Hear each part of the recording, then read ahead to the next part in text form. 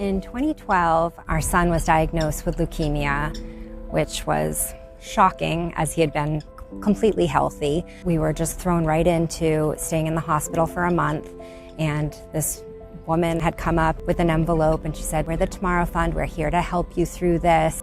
I remember getting the bag and it said, "For children with cancer," and I just started crying. It's like such a devastating and hard time. Those are life-changing, enormously stressful situations for the patient and entire family. It's a year out of your life for treatment, more or less, back and forth to the hospital, and maybe people can't work as much, and so there's going to be all kinds of financial stresses. Money for food, money to cover utilities, rent, transportation, parking at the hospital, any number of extra expenses that come along. So all those things put just an enormous stress on the family, and so any resources that can be mobilized, as the Tomorrow Fund does, is extremely helpful to help people get through those kind of situations. It was like our home for the next 2 years.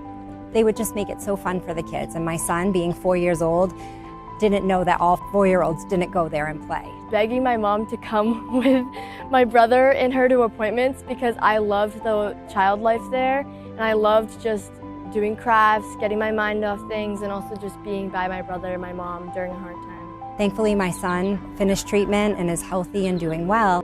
9 years later, my daughter was diagnosed with the same leukemia. I was diagnosed the last day of my freshman year. Our world was turned upside down again, and again, the Tomorrow Fund had stepped in. It was very different because this was 2021, was COVID. It was so isolating. The Tomorrow Fund really ramped up. They were checking in on us, the psychologists, the social workers, and bringing in food and whatever else the kids needed or wanted. Whatever they could do just to make us feel supported.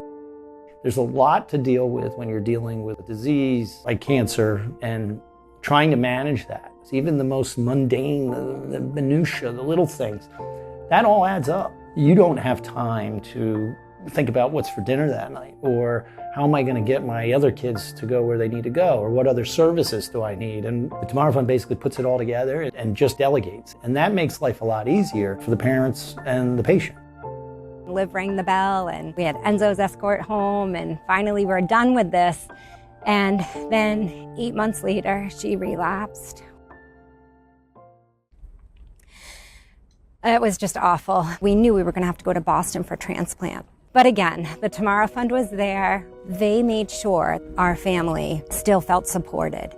They've really rallied around our family, and so in turn, we've tried everything that we could do to support the Tomorrow Fund because it is really such an important organization.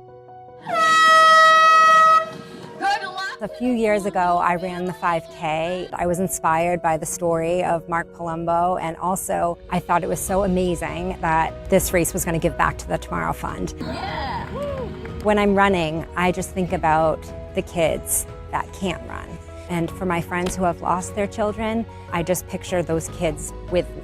So I think it's an awesome event, and if you can donate or run or help in any way, it's more than appreciated by all these families.